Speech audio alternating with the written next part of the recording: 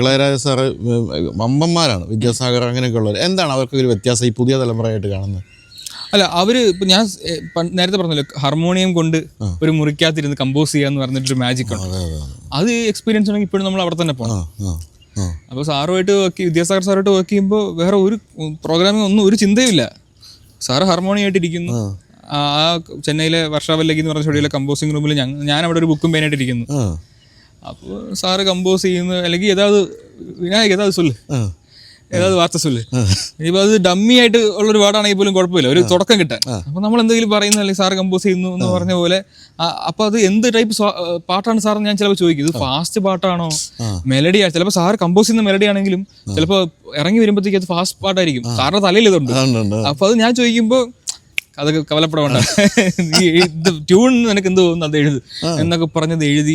അതൊരു വലിയ മാജിക്കാണ്. അത് വേറെ അധികം ഇപ്പോഴത്തെ ഒരു സ്റ്റൈലിൽ അത് നഷ്ടപ്പെട്ടുകൊണ്ടിരിക്കുകയാണ്. അപ്പൊ അവർക്ക് എങ്ങനെയാണ് ഇപ്പൊ ഈ വളരെ പുതുമുഖം എന്നുള്ള നിലയ്ക്ക് എങ്ങനെയാ അവരുടെ ഒരു ഇടപെടൽ വിനായകമായിട്ട്? അല്ല, വിദ്യാസാഗർ സാറിന് ഞാനൊരു അരിമ ശിഷ്യനെ പോലെയാണ്. കാരണം ഞാൻ അദ്ദേഹത്തെ ആദ്യമായിട്ട് പരിചയപ്പെടുന്നത് ഒരു എഴുത്തുകാരനായിട്ടൊന്നുമല്ല, ഞാനൊരു ഫാനായിട്ടാണ്. ഞാനൊരു വലിയ ഫാനാണ്. അപ്പൊ ഞാൻ ചെന്നൈയിലേക്ക് പോയിട്ട് അദ്ദേഹത്തിന്റെ വീടിന് മുമ്പിൽ ഒന്ന് കാണാൻ വേണ്ടിയിട്ട് മണിക്കൂറുകളോളം നിൽക്കാനും തയ്യാറായി നിന്നിട്ടുള്ള ഒരാളാണ്. അതുപോലെ സ്റ്റുഡിയോയിൽ പോയിട്ട് നിൽക്കും. അങ്ങനെ ഇത് 2011-12 കാല സമയത്താണ്. അപ്പം അങ്ങനെ കണ്ടിട്ട് ഞാനും എൻ്റെ ഒരു ഫ്രണ്ട് വിഷ്ണു ശ്യാം എന്ന് പറഞ്ഞിട്ട്, വിഷ്ണു ആണ് ഇപ്പോൾ നമ്മുടെ ജിത്തു ജോസഫ് സിനിമകളിലേക്ക് മ്യൂസിക് ഡയറക്ടർ. അപ്പോൾ ഞങ്ങൾ അന്ന് ഇങ്ങനെ നിൽക്കും വിദ്യാസാഗർ സാറിനെ കാണാൻ. അപ്പൊ അങ്ങനെ ഒരു ഫാൻ എന്ന രീതിക്കാണ് അദ്ദേഹം ഞങ്ങൾ ആദ്യമായിട്ട് സ്റ്റുഡിയോക്കകത്തേക്ക് ക്ഷണിക്കുകയും പിന്നീട് അവിടുന്ന് ഇത്രയും വർഷങ്ങളിൽ എല്ലാ മാർച്ച് 2 പിറന്നാളാണ് ഞങ്ങൾ കേക്ക് വേണ്ടി ചെല്ലും. ഈ വർഷമാണ് ആദ്യമായിട്ട് എനിക്കൊരു അതിനൊരു പോവാൻ പറ്റാതെ വന്നത്. അതിന് മുമ്പുള്ള എല്ലാ വർഷങ്ങളിലും പോകും. അപ്പൊ അങ്ങനെ അറിയുന്ന ഒരാള് ഇവനാണോ പാട്ടെഴുതുന്ന വിനായകൻ എന്ന രീതിക്ക് അദ്ദേഹം തിരിച്ചറിഞ്ഞ് എന്നെ പിന്നെ പാട്ടെഴുതാൻ വിളിപ്പിച്ചാണ്. അപ്പൊ അതിനുശേഷം പിന്നെ എന്നെ പാട്ടെഴുത്തിന്റെ എല്ലാ കാര്യങ്ങളും, അദ്ദേഹം ലാംഗ്വേജിൽ ഒരുപാട് വിവരമുള്ള ആളാണ്, സാഹിത്യത്തിലൊക്കെ. അപ്പോൾ ഈ ഒരു ട്യൂണ് കിട്ടിയാൽ എങ്ങനെ പാട്ടെഴുതണം എന്നുള്ളതിനെ പറ്റി ട്രെയിനിങ് എനിക്ക് തന്നിട്ടുണ്ട്.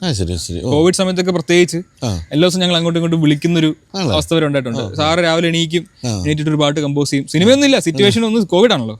പക്ഷെ ഒരു ട്യൂൺ എഴുതി ഉണ്ടാക്കി എനിക്ക് അയക്കും, ഞാൻ ലിറിക്സ് എഴുതി തിരിച്ചയക്കും എന്ന് പറഞ്ഞ പോലെ ഞങ്ങൾ ഒരുപാട് കമ്പോസ് ചെയ്ത്, സിനിമയ്ക്കൊന്നും ഇല്ലാതെ തന്നെ ഞാൻ വിദ്യാസാഗർ സാർ ഒരുപാട് പാട്ടുകൾ കമ്പോസ് ചെയ്ത് വെച്ചിട്ടുണ്ട്. എനിക്കറിയാം, ലാൽ ജോസ് നമ്മളൊക്കെ ഒരുമിച്ച് ഇരിക്കുമ്പോൾ ലാലുവിനൊക്കെ ഏറ്റവും ബഹുമാനം വിദ്യാജി. അപ്പോൾ ഞാൻ പറഞ്ഞിട്ടുണ്ട് എന്നെ എനിക്ക് പരിചയപ്പെടുത്തി തരണമെന്ന്. കാരണം എനിക്കും ഭയങ്കര, പക്ഷെ നമ്മളിപ്പോൾ ഈ ഇന്നലെ നമ്മൾ ഗ്രേസിന്റെ ഹസ്ബൻഡ് എബിയോട് സംസാരിക്കുക, എബിക്ക് ഏറ്റവും കൂടുതൽ ആദരവുള്ള ഒരു മ്യൂസിക് ഡയറക്ടർ എന്ന് പറയുന്നത് വിദ്യാസാഗർ. അതുപോലെ തന്നെ എ റഹ്മാൻ്റെ കൂടെ വർക്ക് ചെയ്തു, മലയം കുഞ്ഞ്. പേടിയാവില്ല അങ്ങോട്ടൊക്കെ കയറത്തില്ല, പുലിമടയിലേക്ക് ചെല്ലുന്നുള്ളല്ലേ ഇതൊക്കെ? ഇല്ല, എനിക്ക് അങ്ങനെ പേടിയില്ല. അല്ല, പേടിയല്ലോ നമ്മൾ ചെയ്യേണ്ടത്, നമുക്ക് ഇതൊക്കെ ഒരു അവസരമല്ലേ. അല്ലെങ്കിൽ പോലും ഇവരുടെ ഒപ്പം നിൽക്കാൻ പറ്റുമെന്നൊരു പേടിയൊന്നും ഇല്ല. അതൊന്നുമില്ല, പേടിയില്ല. ഇല്ല, ആ പേടിയില്ലാത്തോണ്ടാ. ഞാൻ മലയം കുഞ്ഞൊക്കെ പിന്നീട് സംഭവിച്ചില്ല. ഞാൻ തുടങ്ങിയ സമയത്ത് ഞാൻ പറഞ്ഞില്ലേ, എനിക്കന്ന് മീശ പോലും മുളച്ചിട്ടില്ല. മറ്റേ 2012-13 സമയത്ത്. അപ്പൊ അന്ന് തുടങ്ങിയത് കൊണ്ട് നമ്മളെല്ലാം നേരിട്ട് കഴിഞ്ഞു. കൂടിപ്പോയി എന്താ ആ പടത്തില് എന്റെ പാട്ടുണ്ടാവില്ല, അതിനേക്കാളും മോശമായിട്ടൊന്നും സംഭവിക്കാൻ പോകുന്നില്ല. അതുകൊണ്ട് അത് പേടിയല്ല, അത് അവസരമാണ്. നമ്മള് അത് പിന്നെ നമ്മൾ എപ്പോഴും മനസ്സിലാക്കേണ്ട ഒരു കാര്യം, അൾട്ടിമേറ്റ്ലി ഒരാളൊരു ട്യൂൺ ഇടും, ഞാൻ പാട്ട് എഴുതും, അത്രേ ഉള്ളൂ. അപ്പൊ ആ ട്യൂണിന് വരെ എഴുതുക എന്നുള്ളതാണ് എന്റെ ജോലി. അത് ആരെന്നൊക്കെ നമ്മൾ ആലോചിച്ച് നിന്ന് കഴിഞ്ഞാൽ നമുക്ക് അപ്പോ പിന്നെ ഭാഗ്യം കൊണ്ട് ഇതൊരു പെർഫോമിംഗ് ആർട്ട് അല്ലല്ലോ. ഒരു പാട്ടുകാരൻ ഇവരുടെ അടുത്ത് പാടാൻ പോയി ബൂത്തിൽ കയറുന്ന പോലെ ഉള്ള ഒരു പെർഫോമിംഗ് പ്രഷറൊന്നും പാട്ടെഴുതുന്നില്ല. ചിലപ്പോൾ അന്ന് പറ്റില്ലെങ്കിൽ ഞാൻ അവരോട് പറയും, ഇന്ന് രാത്രി ഞാൻ അയച്ചുതരും പറയും. കാരണം എനിക്കന്ന് പുറത്തിറങ്ങി കഴിഞ്ഞാൽ എനിക്ക് സാധനം വരും. വയലാറൊക്കെ പണ്ട് ഓരോ ഹോട്ടലിലൊക്കെ ഇരുന്നിട്ട് സിഗരറ്റ് കൂട്ടിലൊക്കെ എഴുതി കൊടുത്തിരുന്ന കാര്യം കേട്ടിട്ടുണ്ട് അല്ലേ? അതുപോലെ അദ്ദേഹം ഒന്നും അങ്ങനെ ഇരുന്ന് കുത്തിയിരുന്ന് ഈ പ്രകൃതി കണ്ട് എഴുതിയിരുന്ന ആളൊന്നും അല്ല, മിക്കവരും അല്ല. അല്ല, അത് പ്രാക്ടിക്കൽ അല്ലേ. പണ്ടൊക്കെ കമ്പോസിംഗ് എന്ന് പറഞ്ഞിട്ട് എല്ലാവരും കൂടെ പോയി മൂന്നാറിൽ ഇരിക്കുമായിരുന്നു. ഇപ്പൊ അത് അങ്ങനത്തെ പരിപാടിയൊന്നും ഇല്ല. അത് ലാലുവിന്റെ സിനിമയില് അവിടെ കേൾക്കുമ്പോ കൊതി വരും കേട്ടോ. ഇപ്പൊ അതൊന്നും ഇല്ല. ഇപ്പൊ കൊതിക്കും നമ്മള്. ഇപ്പൊ ഒന്നുമില്ല. ഇതിപ്പം ഷൂട്ടിനിടയിലാണ് വിളിക്കുന്നത്, മറ്റന്നാൾ പാട്ട് ഷൂട്ടുണ്ട്. എനിക്ക് മറ്റന്നാ പാട്ട് ഷൂട്ടോ? അതിന് ഇതുവരെ പാട്ടായിട്ടില്ലേ? ഇല്ല. കൊറിയോഗ്രാഫി ഉണ്ട്, ലിപ്സിംഗ് ഉണ്ട്. ഇന്ന് രാത്രി കിട്ടിയ നാളെ കൊറിയോഗ്രാഫറിന് കൊടുത്ത് റിഹേഴ്സ് ചെയ്ത് മറ്റന്നാൾ ഷൂട്ട് ചെയ്യണം. ഇങ്ങനെയാണ് ഇപ്പൊ വിളി വരുന്നത്. ഇത് പ്രീ പ്രൊഡക്ഷനിൽ ഇരുന്ന് ചെയ്യേണ്ട പരിപാടിയല്ലേ എന്ന് ചോദിക്കേണ്ട അവസ്ഥയാണ് ഇപ്പോൾ ഉള്ളത്. അപ്പൊ അങ്ങനത്തെ ഒരു ഫാസ്റ്റ് പേസ്ഡ് ആയിട്ടുള്ളൊരു സമയത്ത് നമുക്ക് ഇതൊന്നും ആഗ്രഹിക്കാറില്ല. അപ്പൊ തന്നെ ചെയ്തു കൊടുക്കുക എന്നുള്ളതേ ഉള്ളൂ. ഈ മറ്റേ ഈ തള്ള വൈബ് പോലെ അല്ലെങ്കിൽ ഈ ഓണം മൂഡ് എന്നൊക്കെ പറയുന്ന പാട്ടുകൾ എഴുതുന്നതാണോ ഇഷ്ടം, അതോ കുറച്ച് ആരാധികയൊക്കെ പോലെയുള്ള മെലഡിയസ് ആയിട്ടുള്ള പാട്ട് എഴുതുന്നതാണോ ഇഷ്ടം? എല്ലാം വേണം. ഞാൻ ഒരു പാട്ട് മറ്റേതിനേക്കാളും ശ്രേഷ്ഠമാണെന്നൊന്നും കരുതുന്നില്ല. നമുക്ക് എല്ലാ സിറ്റുവേഷൻസിനുള്ള പാട്ടുകൾ ജീവിതത്തിൽ ആവശ്യമുണ്ടല്ലോ. അതെ. പലതരം ഭക്ഷണം വേണമെന്ന് പറയുന്ന പോലെയുള്ളൂ. അപ്പം ആരാധികയെ പോലുള്ള പാട്ടുകൾ വളരെ ആസ്വദിച്ച് അതും എഴുതും. ഇപ്പുറത്ത് നമുക്ക് ഇപ്പോൾ ഓണം മൂടും തള്ള വൈബും വളരെ സ്പെസിഫിക്കലി ഇൻസ്റ്റാഗ്രാം റീലുകളിൽ ഹിറ്റാവാൻ, യൂട്യൂബ് ഷോർട്ടുകളിൽ ഹിറ്റാവാൻ വേണ്ടി അൽഗോരിതത്തിന് വേണ്ടി എഴുതിയ പാട്ടുകളാണ്. ഞാൻ ആദ്യമായിട്ടാണ് അതൊക്കെ പുതിയ പുതിയ വാക്കുകളാണ് ഈ പാട്ടെഴുത്തുകാരിൽ കേൾക്കുന്നുണ്ട്. കാരണം ഇപ്പോൾ നമ്മള് വാഴയിലെ പാട്ട് എഴുതുമ്പോൾ അല്ലെങ്കിൽ ആവേശത്തിന്റെ പാട്ട് എഴുതുമ്പോൾ പോലും കൊമേഴ്ഷ്യലാണെന്ന് മാത്രമേ ചിന്തിക്കുന്നുള്ളൂ. ഓണം മൂട് വന്നപ്പോഴേക്കും അതുപോലുമല്ല, എക്സ്ട്രീംലി അത് കൊമേഴ്ഷ്യലായി. കാരണം അത് ഹിറ്റ് ആവണം, അത് അൽഗോരിതത്തിൽ അത് റീച്ച് വരണം എന്നുള്ള ഒരു താല്പര്യം എനിക്കും മ്യൂസിക് ഡയറക്ടർക്കും ആ സിനിമയിലുണ്ടായിരുന്നു. അങ്ങനെ തന്നെ ഒരു ഓണപ്പാട്ട്, സാധാരണ ഓണപ്പാട്ട് എന്ന് പറഞ്ഞ് ഇറങ്ങുന്നതൊക്കെ മെലഡികളാണ്. ഈ വർഷം ഞങ്ങളൊരു ജനുവരി ഫെബ്രുവരിയിലാണ് എഴുതുന്നത്. അപ്പൊ ഈ ഓണത്തിനും ഒരു 10 മെലഡി വരുന്നുള്ള ഉറപ്പല്ലേ, ആരെങ്കിലും ഒക്കെ ഒരു 10 മെലഡി ചെയ്യും. അപ്പൊ അതിനിടയിൽ മാറി നിൽക്കുന്ന ഒരു ഓണപ്പാട്ട് എന്ന് പറയുന്ന ഒരു ഐഡിയ ആയിരുന്നു ഓണം മൂട്. അപ്പൊ അതുപോലത്തെ ഓണപ്പാട്ട് ആരും കേട്ട് കാണില്ല. അപ്പോൾ ഞങ്ങൾക്ക് ഉറപ്പായിരുന്നു സ്വാഭാവികമായിട്ട് കുറെ പേര് നെറ്റി വിളിക്കും, കുറെ തെറികൾ കേൾക്കും. കുഴപ്പമില്ല, വ്യത്യസ്തതയ്ക്ക് ഒരു സ്ഥാനം, ഒരു അറ്റൻഷൻ കിട്ടും. ആ അറ്റൻഷൻ മാത്രമായിരുന്നു നമുക്കതിൽ ഉദ്ദേശം. കാരണം ആ സിനിമയുടെ പ്രൊമോ സോങ്, സാഹസം എന്നുള്ള സിനിമയെ പറ്റി ഒരുപാട് പേര് അറിയുന്നത് ചിലപ്പോൾ ഈ പാട്ട് കേട്ടിട്ടായിരിക്കും. അപ്പൊ അതൊക്കെ വെച്ചുകൊണ്ടാണ് ഈ ഹുക്ക് ലൈൻ ആദ്യം ഇത് നേരത്തെ പറഞ്ഞ കമ്പോസ് ചെയ്യുന്നതിന് മുമ്പ് ഇത് ഓണം മൂഡ് എന്ന് പറഞ്ഞു. അപ്പൊ അത് കൊള്ളാലോ എന്ന് പറയുന്നു. അപ്പൊ പിന്നെ ഏത് മൂഡ്, ഓണം മൂഡ് എന്നാക്കും, അതും കൊള്ളാം എന്ന് പറയുന്നത്. എന്നാ പിന്നെ ഞാൻ പറഞ്ഞു, എന്നാ പിന്നെ അത് ഏറ്റവും അവസാന വരിയായിട്ട് വെച്ചിട്ട് ഓണത്തിലെ ബാക്കി എലമെന്റ്സ് ഒക്കെ നമുക്ക് എടുക്കാം. അപ്പൊ അങ്ങനെയാണ് ഏത് മൂഡ്, സദ്യ, സാരി, പൂക്കളം, പപ്പടം, പായസം എന്നൊക്കെ പറഞ്ഞാൽ എല്ലാം നമുക്ക്. കാരണം ആ സമയത്ത് അതൊരു മൂഡാണ് അല്ലേ. അത് നമ്മള് ജനുവരി മുതൽ ഒരു ഓഗസ്റ്റ് വരെ അങ്ങ് പോയിട്ട് പെട്ടെന്ന് നമ്മൾ കഴിക്കാത്ത കുറച്ച് ഭക്ഷണങ്ങൾ കഴിക്കുന്നു, ഇടാത്ത തരം ഡ്രസ്സുകൾ നമ്മൾ ഇടുന്നു, ഫാമിലി എല്ലാം ഒത്തുകൂടുന്നു. മറ്റൊരു മൂഡല്ലേ ശരിക്കും പറഞ്ഞ, ഓണത്തിന് മാത്രമുള്ളൊരു മൂഡാണ്. അപ്പൊ ആ മൂടെന്നുള്ള വാക്ക് ഓണമായിട്ട് ചേർന്ന് നിൽക്കുന്നത്. അപ്പൊ അങ്ങനെ എഴുതിയതാണ്. എനിക്ക് ഏറ്റവും വലിയ അപ്രീസിയേഷനാണ്. ഞെട്ടൽ ഇപ്പോഴും മാറിയിട്ടില്ലാത്തൊരു കാര്യം, എനിക്ക് ആ സമയത്ത് ബാലേന്ദ്ര ചുള്ളിക്കാട് സാറിന്റെ ഫോൺ വരുന്നു. അപ്പൊ ബാലേന്ദ്ര ചുള്ളിക്കാട് സാറിന്റെ ഫോൺ എടുക്കുന്നു. അപ്പൊ വിനായകെ പാട്ട് കലക്കി. അപ്പൊ ഇത് ഏത് പാട്ടിനെ പറ്റി ആയിരിക്കും? ഞാൻ വിചാരിക്കുന്നത് വേറെ ഏത് പാട്ടിനെ പറ്റി ആയിരിക്കും ഞാൻ. അപ്പൊ ഏത് പാട്ടാണ് സാർ? ഓണം മൂട് കലക്കി എന്ന് പറഞ്ഞിട്ടാണ്. ഞാൻ വിജയലക്ഷ്മിക്ക് കൊടുക്കാൻ പറഞ്ഞ സ്പീക്കറിലിട്ട് അവർ രണ്ടുപേരും കൂടി ഓണം മൂട് ഗംഭീരം, എന്തൊരു എനർജിയാണ് ഉഗ്രനായിട്ട് എഴുതിയിട്ടുണ്ടെന്ന്. അപ്പൊ അത്തരം ഞെട്ടലുകൾ നമുക്കിടക്ക് ഉണ്ടാവും.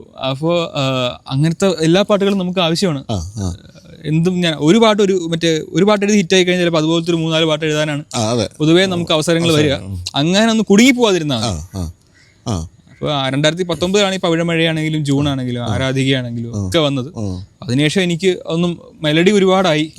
അപ്പൊ ഒന്ന് മാറണം എന്ന് ആഗ്രഹിക്കുന്ന സമയത്താണ് രോമാഞ്ചവും ഈ ഭീഷ്മപർവവും ഒക്കെ വരുന്നത്. അങ്ങനെ മിക്സ് ചെയ്ത് നമ്മൾ ചെയ്യുന്നത്. ഈ ഏ ബനാന എന്ന് പറയുന്ന ഒരു ഭയങ്കര രസകരമായ ഒരു ലൈനാണ്. അതെങ്ങനെയാ മനസ്സിൽ വന്നത്? ഏ ബനാന അതും ഈ പറഞ്ഞ പോലെ ഒരു തീം അങ്ങനെ എടുത്തതാണോ? അത് വാഴ എന്നുള്ള സിനിമ. വാഴയിൽ നമ്മൾ പാട്ടെഴുതുമ്പോൾ കൃത്യമായിട്ട് ആ സിനിമയുടെ ഒരു മീറ്ററിലേക്ക് ഇറങ്ങി ചെല്ലുക, പിന്നെ അധികം ചിന്തിക്കാനൊന്നും നിൽക്കരുത്. അപ്പൊ ട്യൂണ് കേട്ടു, ഒരു പൂ തരാം, ചിന്തയൊന്നും അതിനകത്തില്ല. അപ്പൊ തന്നെ തോന്നിയത് അങ്ങ് പറഞ്ഞു, അവർക്ക് ഇഷ്ടപ്പെട്ടു, അങ്ങനെ അങ്ങ് ഫിക്സ് ആയതാണ്. അത്രമാത്രം സൂപ്പർ ഹിറ്റ് ആവുമെന്ന് ഞാൻ വിചാരിക്കുന്നില്ല. അതിനകത്ത് എല്ലാ പാട്ടുകളും അങ്ങനെ ആസ്വദിച്ച് എഴുതിയതാണ്. തൊട്ടാവാടി എന്ന് പറഞ്ഞ വേറെ നല്ലൊരു പാട്ട്. അപ്പൊ അങ്ങനെയാണത്. ചിലത് നമ്മൾ ഒരുപാട് ആലോചിക്കുന്നത്. അതെന്റെ അടുത്ത് ഹരിനാരായണൻ ഇതുപോലെ ഒരു ഇന്റർവ്യൂ പറയുന്നത് കേട്ടിട്ടുണ്ട്. ഈ ലൈലാഗമേ, നമ്മൾ സ്ഥിരം ഉപയോഗിക്കുന്ന പൂക്കളുടെ പേരല്ലാത്തൊരു പൂവിന്റെ പേര് വെച്ച് തുടങ്ങുന്ന സമുദായം പറഞ്ഞപ്പോൾ ലൈലാഗമേ, അത് ശരിക്കും പറഞ്ഞാൽ തുടക്കത്തിൽ ഞാനൊക്കെ ഇത് എന്ത് ഈ പറയുന്നത് ഞാൻ പിന്നെയാണ് ഇത് ലൈലാഗമേ. പക്ഷെ അതെന്ത് നല്ല ചിന്തകളാണല്ലോ. കാരണം അതെന്താണെന്ന് അറിയാൻ വേണ്ടി തന്നെ നമ്മൾ അതിലോട്ട് അറ്റൻഷൻ കൊടുക്കുമല്ലോ. നമുക്കിപ്പോ അറ്റൻഷൻ കൊടുക്കുക എന്ന് പറയുന്നതാണ് ഇപ്പൊ ഏറ്റവും വലിയ ചലഞ്ച് എന്ന്. നമ്മളിപ്പോ ഒരു പുതിയ വർക്ക് ഇപ്പൊ എത്രമാത്രം പാട്ടുകൾ ഇറങ്ങുന്നു ഒരു ദിവസം. അപ്പൊ പണ്ട് ആളുകൾ റേഡിയോയിൽ പാട്ട് ഇങ്ങോട്ട് കേൾക്കുമ്പോൾ നമുക്ക് അത് അറ്റൻഷൻ നമ്മൾ കൊടുക്കും. ഇന്നത്തെ കാലം അതല്ലല്ലോ. ഇന്ന് ആളുകളുടെ വിരൽത്തുമ്പിലാണല്ലോ എന്റർടൈൻമെന്റ് ഇരിക്കുന്നത്. ഒരുപാട് പാട്ടുകൾ ഇറങ്ങുന്ന ഒരു ദിവസം. ഇതൊന്നും കേൾക്കാൻ ആർക്കും സമയമില്ല. പിന്നെ ആൾക്കാർ പാട്ട് മാത്രമല്ലല്ലോ, വിനോദോപാധിയായിട്ട് വീഡിയോസും റീൽസും ഷോർട്സും ഒക്കെ ഉള്ള ഒരു കാലത്ത് ഒരു 4 മിനിറ്റ് പാട്ട് ഇറക്കി അതെല്ലാരെയും കേൾപ്പിക്കുക എന്നുള്ളത് ഒരു സിനിമ പാട്ടാണെങ്കിൽ പോലും ചലഞ്ചിങ്. അപ്പൊ നമ്മൾ കൃത്യമായിട്ട് അതിൽ അറ്റൻഷൻ ഗ്രാബ് ചെയ്യാനുള്ള എന്തെങ്കിലും ഇട്ട് കൊടുക്കണം. അതൊരു കൊളുത്തി വിളിക്കുന്ന പോലെ. അപ്പോൾ അതാണ് ഹുക്ക് എന്ന് നമ്മൾ പറയുന്നത്. ആ ഹുക്ക് കൊടുത്തു കഴിഞ്ഞാൽ ചിലപ്പോൾ ഈ 4 മിനിറ്റ് പാട്ടിന് അവര് സമയം തരും. തുടക്കത്തിൽ ആ ഒരു ശ്രദ്ധ കിട്ടിയാൽ പിന്നെ അങ്ങ് ഇരുന്ന് അത്രേ ഉള്ളൂ. ഇപ്പോൾ ആദരാഞ്ജലി എന്ന് പറഞ്ഞ പാട്ടിന്റെ ചിന്ത അതാണ്. അപ്പൊ അത്തരത്തിലൊരു പാട്ട്, അത്തരത്തിലൊരു വാക്ക് പ്രതീക്ഷിക്കില്ല. ഇല്ല, അതെ, അതൊരു കിടിലൻ പാട്ടായിരുന്നു. ഇതെന്താണെന്നൊരു ചിന്ത ആദ്യം വരും. ഇതെന്താണെന്നുള്ള ചിന്ത കിട്ടിയാൽ മതി നോക്കും. അപ്പൊ ആളുകൾ ഇതിൽ ലാൻഡായി. ഇപ്പൊ ഓണം മൂടെന്നുള്ള പാട്ട് ഇഷ്ടമുള്ളവരുണ്ട്, ഇഷ്ടമില്ലാത്തവരുണ്ട്. പക്ഷെ ആ പാട്ട് അവോയ്ഡ് ചെയ്യാൻ പറ്റില്ല നിങ്ങൾക്ക് ആ സമയത്ത്. ശരിയാണ്. അത് ഉറപ്പായിട്ടും അത് അവോയ്ഡ് ചെയ്യാൻ പറ്റാത്ത രീതിയിൽ നിങ്ങളുടെ മുമ്പിൽ അത് വരും. അപ്പൊ ആ തോട്ട് നമുക്ക് കൊമേഴ്ഷ്യലി വേണം ഇന്നത്തെ കാലത്ത് അതൊരു വർക്ക് ചെയ്യുമ്പോൾ. മലയാളത്തിൽ ഏറ്റവും ഇഷ്ടപ്പെട്ട പാട്ടെഴുത്തുകാരനാരാ? ഞാൻ ജനിച്ച് വളർന്ന ഒരു കാലത്ത് ഏറ്റവും കൂടുതൽ പാട്ട് എഴുതിയിരിക്കുന്നതും എനിക്ക് കേട്ട് ഇഷ്ടപ്പെട്ടിരിക്കുന്നതും ഒക്കെ രണ്ടുപേരുടെയാണ്, ഗിരീഷ് പുത്തഞ്ചേരിയും കൈതപ്രവും. അതാണ് എൻ്റെ ജനറേഷൻ്റെ. ഇപ്പൊ എൻ്റെ ഗുരുസ്ഥാനത്ത് ഞാൻ കാണുന്ന അവർ രണ്ടുപേരെയാണ്. പിന്നീട് ഞാൻ എഫേർട്ട് എടുത്തിട്ടാണ് ബാക്കിയുള്ളവരുടെ പാട്ടുകൾ കേൾക്കുകയും ശ്രദ്ധിക്കുകയും പഠിക്കുകയും ചെയ്തത്. അപ്പൊ എല്ലാവരോടും നമുക്ക് ഈക്വൽ ആദരവ് തോന്നിയിട്ടുണ്ട്. എന്നാൽ അതിൽ പി ഭാസ്കരൻ ആണ് ഏറ്റവും കൂടുതൽ മനസ്സ് കവർന്നിട്ടുള്ളത്. പി ഭാസ്കരനാണ്. ഇവർക്ക് മൂന്ന് പേർക്കും ഉള്ളതുണ്ടല്ലോ. ഭാസ്കരൻ മാഷാണെങ്കിലും കൈതപ്രം തിരുമേനി ആണെങ്കിലും ഗിരീഷ് പുത്തഞ്ചേരി ആണെങ്കിലും ലാളിത്യത്തിലും ഏറ്റവും മനോഹരമായിട്ട് വരി എഴുതവർക്ക് കോംപ്ലിക്കേറ്റ് ചെയ്യില്ല ഒരു കാര്യമില്ല. പിന്നെ ഇവരുടെ എഴുത്ത് വളരെ മ്യൂസിക്കലുമാണ്. പാട്ടാണല്ലോ എഴുതുന്നത്, കവിതയല്ലല്ലോ എന്നുള്ള ഒരു വിവേചനം എനിക്ക് കൃത്യമായിട്ട് ഇവരുടെ വരികളിൽ തോന്നാറുണ്ട്. അനാവശ്യ വാക്കുകളൊന്നുമില്ല. ഏറ്റവും ലളിതമായിട്ട് പറയേണ്ട കാര്യം പറയുക. അത് വളരെ മ്യൂസിക്കലി ഒഴുകുന്ന രീതിയിലായിരിക്കും ഇവരുടെ എഴുത്ത്. അപ്പൊ ഇവര് മ്യൂസീഷ്യൻസും കൂടി ആണെന്ന് ഞാൻ വിശ്വസിക്കുന്നു. അങ്ങനെ നോക്കിക്കഴിഞ്ഞാൽ പറ്റില്ല. അപ്പൊ അവര് വിദ്യാസാഗർ സാർ പറയുന്ന ഒരു കാര്യമാണ്, good lyricist should be 70% lyricist, 30% musician. അതുപോലെ good music director should be 70% musician, 30% lyricist. അങ്ങനെ വരുമ്പോഴാണ് ആ കോമ്പിനേഷൻ. അപ്പൊ ഗിരീഷ് പുത്തഞ്ചേരി വിദ്യാസാഗർ കോമ്പിനേഷൻ എന്നൊക്കെ ആൾക്കാർ പറയുമ്പോൾ വർക്ക്ഔട്ട് ആവുന്നത് 100% ആയി. അത് 100 ആയി. അത് വളരെ ഇമ്പോർട്ടന്റ് ആണ്. അപ്പൊ എനിക്ക് അതുകൊണ്ട് ഇവരുടെ എഴുത്താണ് എന്റെ ടെക്സ്റ്റ് ബുക്ക്. ഈ വിനായകനെ ഇവരൊക്കെ തിരിച്ചറിഞ്ഞിട്ടുണ്ടോ? ഈ കൈതപ്രം തിരുമേനിക്ക് ജീവിച്ചിരിപ്പുണ്ടല്ലോ, ഇവരൊക്കെ ഈ പറഞ്ഞ പോലെ ഫാസ്റ്റ് നമ്പേഴ്സ് എഴുതുന്ന ഒരാളായിട്ടല്ലാതെ ഇത്രയും നല്ല മെലഡീസും എഴുതിയിട്ടുണ്ടെന്ന് തിരിച്ചറിഞ്ഞിട്ടുണ്ടോ? പിന്നെ കൈതപ്രം തിരുമേനി എപ്പോഴും എന്നെ ചേർത്ത് നിർത്തിയിട്ടുള്ള ഒരു ആളാണ്. എവിടെ കണ്ടാലും ഞാൻ ഏതെങ്കിലും ഇവന്റിൽ പോയി കണ്ടാലും അങ്ങോട്ട് പോയിട്ട് ഞാനൊന്ന് തൊഴും നമസ്കരിക്കും. അദ്ദേഹം ഏതോ ഇതില് ഇന്റർവ്യൂല് പറഞ്ഞിട്ടുമുണ്ട്, ഇപ്പോഴത്തെ എഴുത്തുകാർ ശ്രദ്ധിക്കാറുണ്ടോ എന്ന് വെച്ചപ്പോൾ ആദ്യം പറഞ്ഞ പേര് എന്റെ പേരാ. അപ്പൊ അത്രയും എനിക്ക് വളരെയധികം. പിന്നെ അദ്ദേഹം ലൈവായിട്ടൊരു പാട്ട് ഞാൻ കണ്ടിട്ടുണ്ട്, എനിക്ക് ആ ഭാഗ്യം ഉണ്ടായിട്ടുണ്ട്. 4 മ്യൂസിക്സ് എന്ന് പറയുന്ന മ്യൂസിക് ഡയറക്ടേഴ്സ് ഉണ്ട്, നമ്മുടെ ഒപ്പം സിനിമ ചെയ്ത മ്യൂസിക് ഡയറക്ടേഴ്സ് ഉണ്ട്. അപ്പൊ അവരുടെ ഒരു സിനിമയിൽ പാട്ടെഴുതാൻ വേണ്ടി ഞാൻ അവരുടെ സ്റ്റുഡിയോയിൽ പോയി. അത് എഴുതിക്കൊണ്ടിരിക്കവേ തിരുമേനി വന്നു, കൈതപ്രം തിരുമേനി വന്നു. അവരുടെ തന്നെ മറ്റൊരു സിനിമയിലെ പാട്ടെഴുതാൻ വേണ്ടി വന്നതാണ്. അപ്പൊ ഞാൻ അത് നടക്കട്ടെ എന്ന് പറഞ്ഞിട്ട് ഞാൻ അത് പോസ് ചെയ്ത് വെച്ചു. അപ്പൊ അദ്ദേഹം വന്നിരിക്കുന്നു, അതിന്റെ ഡയറക്ടർ വന്നു, ഇവരുടെ ട്യൂൺ ഇവർ കേൾപ്പിക്കുന്നു. ഇവര് ട്യൂൺ ഇങ്ങനെ പാടുന്നു, അദ്ദേഹം ഉടനെ വരി അങ്ങ് പറയുക. ആദ്യമായിട്ട് ആ ചൂട് അദ്ദേഹം കേൾക്കുന്നത്. അപ്പൊ ഞാൻ അവിടെ ഇരിക്കുവാണ്. അപ്പം ഞാൻ വിനായക അപ്പൊ ഞാൻ പോണോ സാർ, ഞാൻ ഇരിക്കാമോ എന്നൊക്കെ എനിക്ക് സംശയം. ഇരുന്നോ എന്ന് പറഞ്ഞ് എന്നെ ഇരുത്തി. എന്നിട്ട് ഞാനിത് ഒരു മാജിക് കിടക്കുന്ന പോലെ ഞാനത് വിറ്റ്നസ് ചെയ്യുവാണ്. അപ്പം അവരൊരു എന്ന് പറയുമ്പോൾ അദ്ദേഹം നീലാകാശ കൂടാരത്തിന്മേലെ പറഞ്ഞു കഴിഞ്ഞു. അത് മറ്റേ ഫ്ലാറ്റ് പൊളിക്കുന്ന ഒരു ഇൻസിഡന്റ് ഉണ്ടായില്ലേ, അതിനെ ബേസ് ചെയ്തുള്ള സിനിമയാണ്. അപ്പൊ നീലാകാശ കൂടാരത്തിന്മേലെ എന്നൊക്കെ വാഴാനായി സ്വപ്നം കണ്ട് വന്നവരാണ് നാം എന്നൊക്കെ പറയുന്ന പോലത്തെ ഒരു വരി അദ്ദേഹം നിമിഷം നേരം കൊണ്ട് ആ ഫുൾ പാട്ട് എഴുതുന്നത് ഞാൻ വിറ്റ്നസ് ചെയ്തു. അപ്പൊ അത് കൊണ്ട് ഗിരീഷ് പുത്തഞ്ചേരി സാറുമായിട്ട് എനിക്ക് അങ്ങനെ ഉണ്ടായിരുന്ന അവസരം ഉണ്ടായിട്ടില്ല. പക്ഷെ അദ്ദേഹത്തിന്റെ 2 മക്കളും ജിതിനും ദിന്നാദും ക്ലോസ് ആണ്, സിനിമയിൽ അവർ വർക്ക് ചെയ്യുന്നുണ്ട്. അപ്പൊ അങ്ങനെ ഒരു ബന്ധം അവരുണ്ട്. അപ്പോൾ ഇതിൻ്റെ ഒക്കെ ഇടയ്ക്കാണ് റോസ്ലിൻ വരുന്നത്. റോസ്ലിൻ എന്ന് പറയുന്നത് ഇവർ കണ്ടു തുടങ്ങി കുറച്ച് കഴിഞ്ഞാൽ ഞാൻ ഇത് ആരാ എഴുതിയതെന്ന് നമ്മൾ തിരിഞ്ഞു പോയി നോക്കുന്നു. അന്നേരം അതും വിനായക് ശശികുമാർ. അത് പക്ഷേ ഒട്ടും തമാശകളോ അല്ലെങ്കിൽ എന്താ പറയുക ഇത്തരത്തിലുള്ളൊരു എന്താ പറയുക മധുരമനോഹരമായ ഗാനങ്ങൾ എഴുതുന്ന പോലത്തെ ഒരു സാധനമേ അല്ല ആ ഒരു സീരീസ് എന്ന് പറയുന്നത്. വളരെ ദുരൂഹമായ ഒരു സാധനം. ഇതെങ്ങനെയാണ് ഇതിലേക്ക് വരുന്നത്? കഥ ഞാൻ നേരത്തെ പറഞ്ഞ പോലെ കഥ, തിരക്കഥ, സംവിധാനം മനസ്സിലുണ്ടായിരുന്നു. അപ്പോൾ കോവിഡ് സമയത്ത് നമ്മൾ വെറുതെ വീട്ടിലിരിക്കുന്ന സമയമാണല്ലോ. അപ്പോൾ കഥകളെ പറ്റി ചിന്തിക്കുന്ന കൂട്ടത്തിൽ എനിക്ക് വന്നൊരു കഥയാണ് ഈ പിന്നീട് സീക്രട്ട് സ്റ്റോറീസ് റോസ്ലിനായ ആ റോസ്ലിൻ്റെ കഥ. പ്രത്യേകിച്ച് അതിന്റെ ക്ലൈമാക്സ് ആണ് എനിക്ക് ആദ്യം മനസ്സിൽ ഉദിക്കുന്നത്. ഇങ്ങനൊരു സംഭവം ക്ലൈമാക്സ് ആണ് ആദ്യം മനസ്സിൽ വരുന്നത്. ഇനിയിപ്പോൾ പറഞ്ഞു കഴിഞ്ഞാൽ സ്പോയിലർ ആയി പോവോ? അതോ ഇല്ല, അത് ഓടിക്കൊണ്ടിരിക്കുന്ന എന്നെ എന്തായാലും വേണ്ട പറയുന്നില്ല, കാണാത്തൊരു ഇത് കണ്ടിട്ട് കാണാൻ തോന്നുന്നത് കണ്ടോ. അപ്പൊ അത് വന്നു. പിന്നെ പുറകോട്ട് ചിന്തിച്ചപ്പോൾ പെട്ടെന്ന് എന്റെ കഥ അത് എഫേർട്ട് ഇല്ലാതെ തന്നെ എന്റെ കഥ കിട്ടി. അപ്പോൾ എനിക്ക് എൻ്റെ സുഹൃത്താണ് സുമേഷ് നന്ദകുമാർ എന്ന് പറഞ്ഞിട്ട് ഇത് ഡയറക്റ്റ് ചെയ്ത എൻ്റെ ഫ്രണ്ട്. സുമേഷിന് വേണ്ടി കഥ ആലോചിക്കുന്നു എന്നുള്ളൊരു പ്രോസസ്സ് അന്നേ ഉണ്ടായിരുന്നു. അപ്പോൾ അവന് ഭയങ്കര ഇഷ്ടമായി മിസ്റ്ററിയും സൈക്കോളജിക്കൽ ത്രില്ലറുകളും ഒക്കെ. അത് സീരീസ് തന്നെയാണ് ആലോചിച്ചിരുന്നത്, സിനിമയോ? ഞങ്ങൾ തുടക്കത്തിൽ OTT സിനിമ എന്ന് പറഞ്ഞ ആലോചിച്ചു. അന്നത്തെ കാലത്ത് കുറെ OTT ഫിലിംസ് ഡയറക്റ്റ് OTT വന്നിരുന്നില്ല. അപ്പോൾ അത്തരത്തിൽ OTTക്ക് പറ്റിയൊരു സിനിമ. അപ്പോൾ അങ്ങനെ ഞാൻ അവനെ വിളിച്ചിട്ട്, അന്ന് പുറത്തിറങ്ങാൻ പറ്റില്ല, കർഫ്യൂ ഉള്ള സമയം, ഞാൻ വീഡിയോ കോളിൽ വിളിച്ചിട്ട് ഞാൻ ഈ കഥ അങ്ങനെ നറേറ്റ് ചെയ്തു അവനോട്. അപ്പോൾ അവനത് ഇഷ്ടപ്പെട്ടു, ചെയ്യാമെന്ന് തീരുമാനിക്കുന്നു. പിന്നീട് അതിന്റെ എഴുത്തുഘട്ടത്തിൽ ഇതൊരു സീരീസ് സ്വഭാവം ഉണ്ടല്ലോ, നമുക്ക് എന്തുകൊണ്ട് സീരീസ് ആക്കിക്കൂടാ, അതിന്റെ എപ്പിസോഡ് എൻഡിങ്ങിനൊക്കെ പറ്റിയ കറക്റ്റ് സ്ലോട്ടുകൾ ഇങ്ങനെ വീണ് ഹുക്കുകൾ കിട്ടുമ്പോൾ അത് സീരീസ് ആക്കാമെന്ന് തീരുമാനിക്കുകയും അങ്ങനെയാണ് നമ്മൾ ജിത്തു ജോസഫ് സാറിന്റെ ശിഷ്യനാണ് സുമേഷ്. ജിത്തു സാറിനെ കണ്ട് ഈ കഥ നറേറ്റ് ചെയ്യുന്നു. അത് ഞങ്ങൾക്ക് ഒരു ആസിഡ് ടെസ്റ്റാണ്. കാരണം അദ്ദേഹം ഇത്തരം കഥകളുടെ ഒരു മാസ്റ്ററാണ്.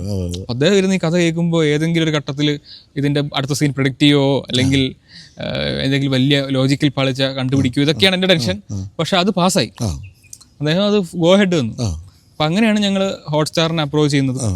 അപ്പോൾ എൻ്റെ ഫ്ലാറ്റിലാണ് രാഹുൽ രിജി എന്നായിരുന്നു പറഞ്ഞിട്ട് ഹോട്ട്സ്റ്റാറിൻ്റെ ആദ്യത്തെ സീരീസ് കേരള ക്രൈം ഫയൽസിൻ്റെ പ്രൊഡ്യൂസർ. അപ്പോൾ അദ്ദേഹം ത്രൂ ഒരു അപ്പോയിൻമെൻറ്റ് നമുക്ക് ഹോട്ട്സ്റ്റാറിൽ കിട്ടുകയും ഞങ്ങൾ അവിടെ പോയി പിച്ച് ചെയ്യുകയും അത് അങ്ങനെയാണ് അത് സീരീസ് ആവുന്നത്. പിന്നെ ഇത്രയും സമയം എടുത്തു അത് ഷൂട്ട് ചെയ്ത് പുറത്തു വരാൻ. പക്ഷേ എനിക്ക് തോന്നുന്നു അത് കാത്തിരിപ്പ് വെറുതെ ആയില്ല എന്ന രീതിക്ക് നല്ല പോസിറ്റീവ് റിവ്യൂവും കാര്യങ്ങളൊക്കെ വന്നു. മീന എന്ന് പറയുന്ന മീന മാം പൊതുവേ ചെയ്യുന്ന തരം ഒരു പാവം വീട്ടമ്മ റോളിൽ നിന്നൊക്കെ മാറിയ ഒരു റോള് മീന മാം ചെയ്യുന്നു. സഞ്ജന എന്ന് പറയുന്നത് മൂത്തോനിലെ നിവിന്റെ സിസ്റ്ററായിട്ട് അഭിനയിച്ച കുട്ടിയാണ്. നമ്മുടെ ശ്രീശാന്തിന്റെ ചേട്ടന്റെ മകളാണ്. സഞ്ജനയാണ് റോസ്ലിനായിട്ട് അഭിനയിച്ചത്. സഞ്ജന അതുപോലെ നമുക്ക് 3-4 ആർട്ടിസ്റ്റുകളെ ഉള്ളൂ. വിനീത് സാർ, അതുപോലെ ഹക്കീം ഷാജഹാൻ. 4 പേര് ഒന്നിനൊന്ന് നമുക്ക് വേണ്ടപ്പെട്ട 4 പേരാണ്. ഉഗ്രൻ ആക്ടേഴ്സുമാണ്. നമുക്ക് നമ്മുടെ ഭാഗ്യമാണ് ഈ 4 നല്ല ആക്ടേഴ്സിനെ കിട്ടിയെന്നുള്ളത്. പിന്നെ ഇവരുടെ ഒരു വീടും ഇവരുടെ ഒരു ഫാമും മാത്രമേ ഉള്ളൂ ഈ സീരീസിൽ. 6 എപ്പിസോഡേ ഉള്ളൂ. അപ്പോൾ ഞങ്ങളിത് വളരെ ആസ്വദിച്ച് ഇവരുടെ പെർഫോമൻസ് ഇങ്ങനെ കണ്ട്. പക്ഷെ എങ്കിൽ പോലും വളരെ ഒരു ഹെവി സബ്ജക്റ്റ് അത് നമ്മൾ കണ്ടുവരുമ്പോൾ അത് സുമേഷ് കൈകാര്യം ചെയ്തോളം തോന്നിയോ? കാരണം ആദ്യമായിട്ട് ചെയ്യുന്ന ഒരാളാണ്. കാരണം ജിത്തുവിന്റെ ഒരു ശിഷ്യനാണെങ്കിൽ പോലും അത് ആ ഹെവിനെസ് ഏറ്റെടുക്കാമെന്ന് സുമേഷും തോന്നി. പിന്നെ അത് സുമേഷിനെ കൊണ്ട് പറ്റും എന്നുള്ളത് നമുക്ക് നേരത്തെ അറിയാം. പിന്നെ മാത്രമല്ല തുടക്കക്കാരന് പറ്റിയ സബ്ജക്റ്റുമാണ് ആക്ച്വലി. ലിമിറ്റഡ് ലൊക്കേഷനുകളേ ഉള്ളൂ, ലിമിറ്റഡ് ആർട്ടിസ്റ്റുകളേ ഉള്ളൂ.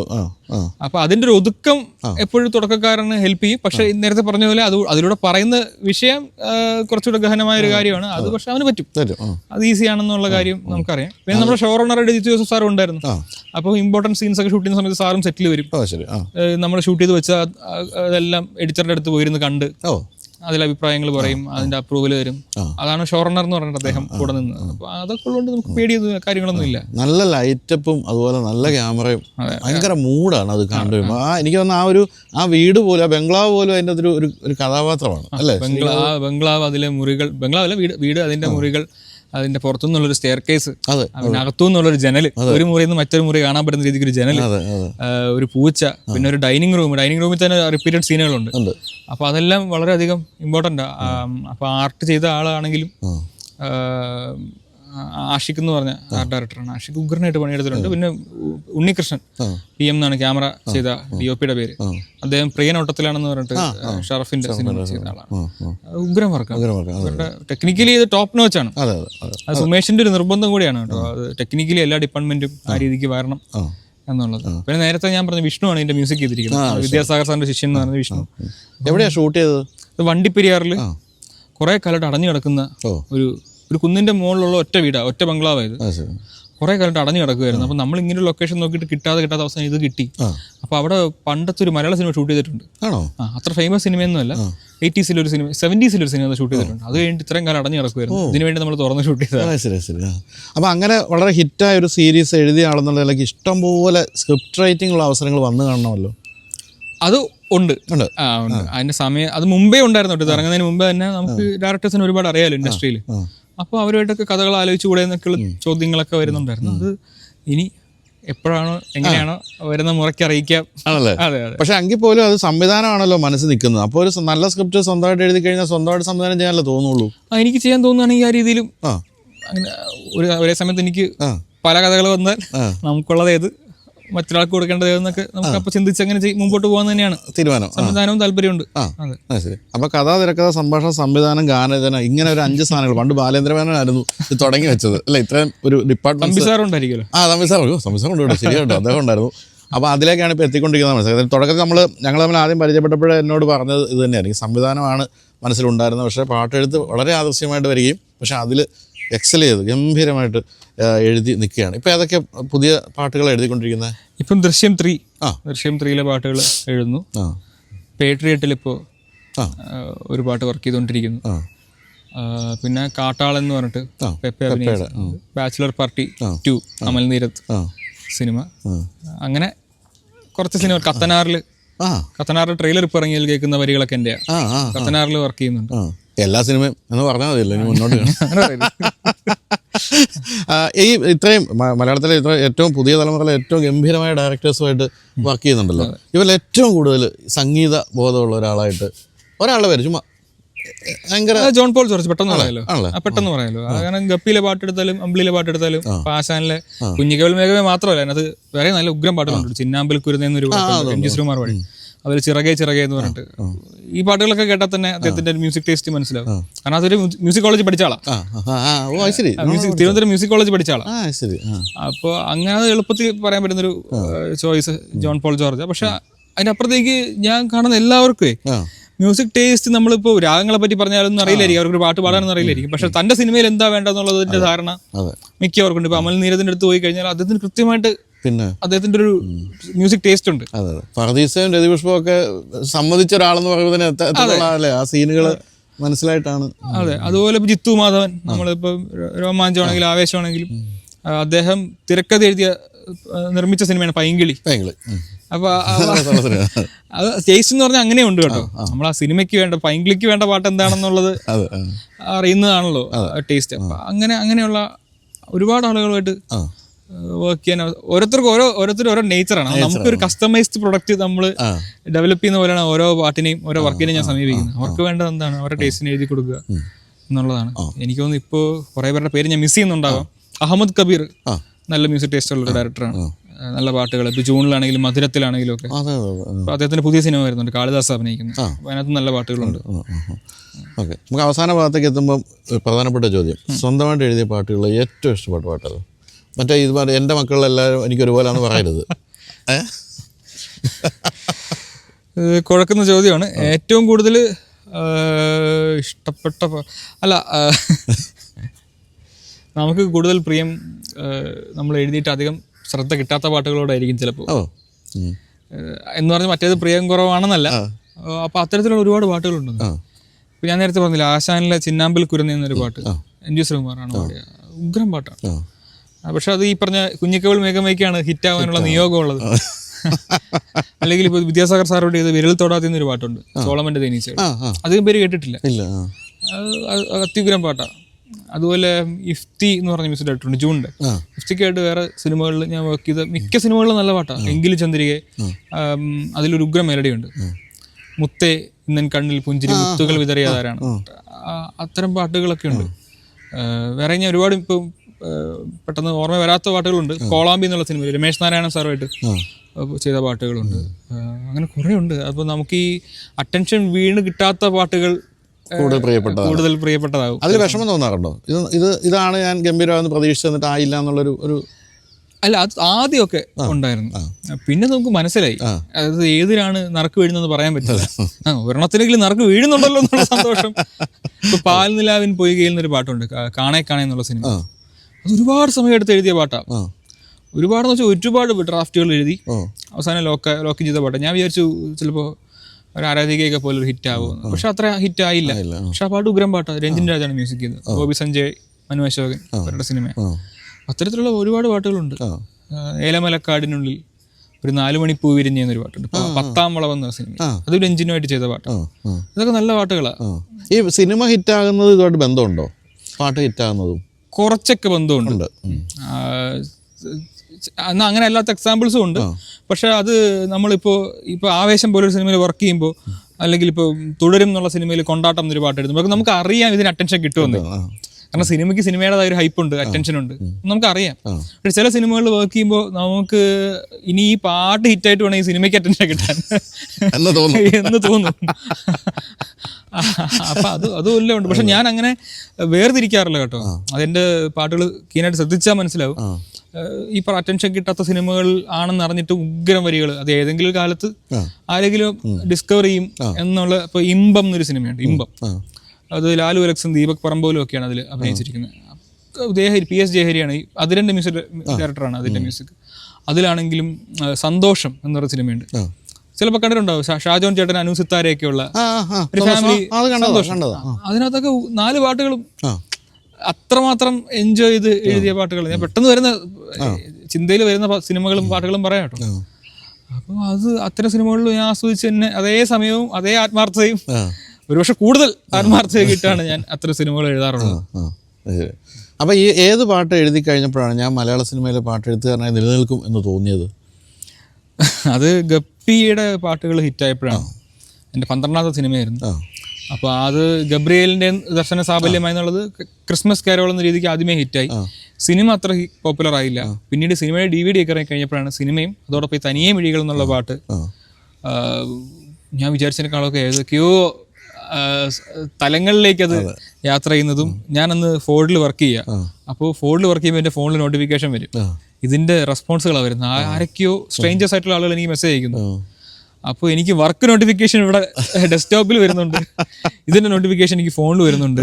ഒരു പരിധിക്കപ്പുറം കഴിഞ്ഞ് ഞാൻ ഇത് നോക്കാൻ തുടങ്ങിയത്. അപ്പൊ അങ്ങനെ ഇരിക്കെ സ്റ്റേറ്റ് അവാർഡുകൾ പ്രഖ്യാപിക്കുന്നു. അപ്പോൾ സൂരജ് സന്തോഷിന് ആണ്, ഞങ്ങൾ ആർക്കെങ്കിലും ഒക്കെ കിട്ടുന്നുള്ള കൂടായിരുന്നു. അപ്പോൾ സൂരജ് സന്തോഷിന് ബെസ്റ്റ് സിംഗർ കിട്ടുന്നു.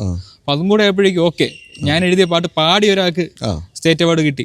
അപ്പോൾ ഓക്കെ, എൻ്റെ പാട്ടിന് റിലവൻസ് ഉണ്ട് എന്ന് അങ്ങനെയും മനസ്സിലായി. പിന്നീട് ഞാൻ ഇത് രാജിവെച്ച് കൊച്ചിയിലേക്ക് വരാനൊക്കെ ഒരു പ്രചോദനം, അതിൻ്റെ ഒരു അവസാനത്തെ ഒരു പ്രചോദനം ആണിയടിച്ചത് ഗപ്പിയാണ്. അപ്പൊ അതിനുശേഷം ഞാൻ രാജിവെച്ചു, കൊച്ചിയിലേക്ക് വന്നു. ഞാൻ വീട്ടിലെല്ലാവരോടും പറഞ്ഞു ഞാൻ സിനിമയിലേക്ക് ഇറങ്ങുകയാണ്.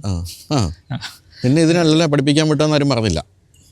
അത് ഞാൻ പണ്ടേ സിനിമയിലേക്ക് ഇറങ്ങുകയാണെന്ന് പറയും. അപ്പം ഡിഗ്രി കഴിയട്ടെ എന്ന് പറയും, പിന്നീട് അത് PG കഴിയട്ടെ എന്ന് പറയും, പിന്നീട് ജോലി ആവട്ടെ എന്ന് പറയും. ഇതൊക്കെ കഴിഞ്ഞല്ലോ.